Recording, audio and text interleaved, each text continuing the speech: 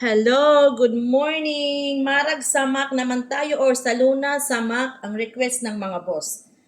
Nalinis na ang ating isda. Gagamit tayo ng lemon, olive oil, at saka sa mga mixed spices naman natin, gagamit tayo ng salt, black pepper, paprika, turmeric, fish masala, and Arabian mixed spices. Pagsama-samahin lang natin siya. Bago pala ako magawa ng marag or saluna, piniprito ko muna ang isda. Kaya mamarinate muna natin siya ng kahit 30 minutes lang bago natin prituhin. Lagyan na natin ng olive oil. Mix lang natin siya. Dahan-dahan lang para hindi madurog ang ating fish da.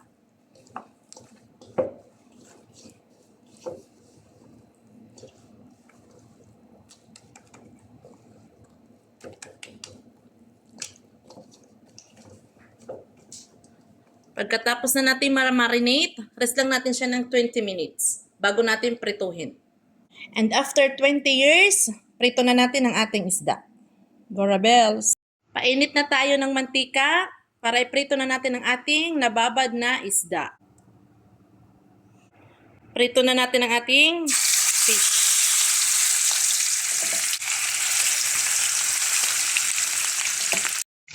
Okay na yan, hanguin na natin.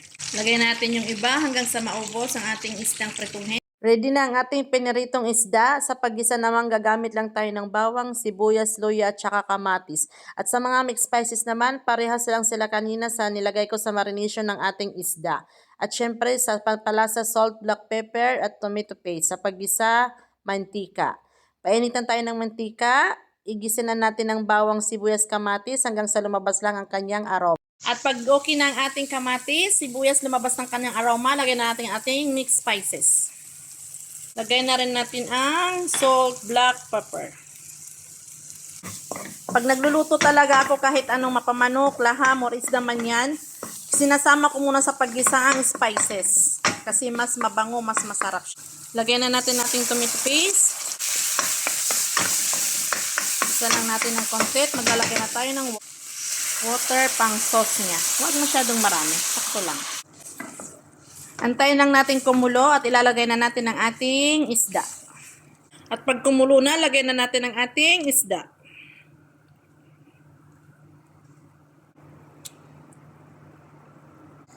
Ang paghalo pa isa-isa lang para hindi madurog ang ating isda.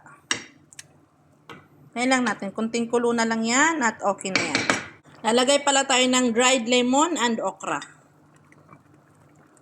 Antayin lang natin maluto ang okra. At pag ready na ang lahat, lagay natin ang ating kusbara or coriander.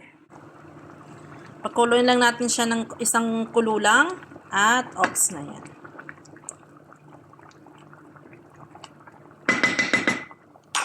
At ready na ang ating marag or saluna samak.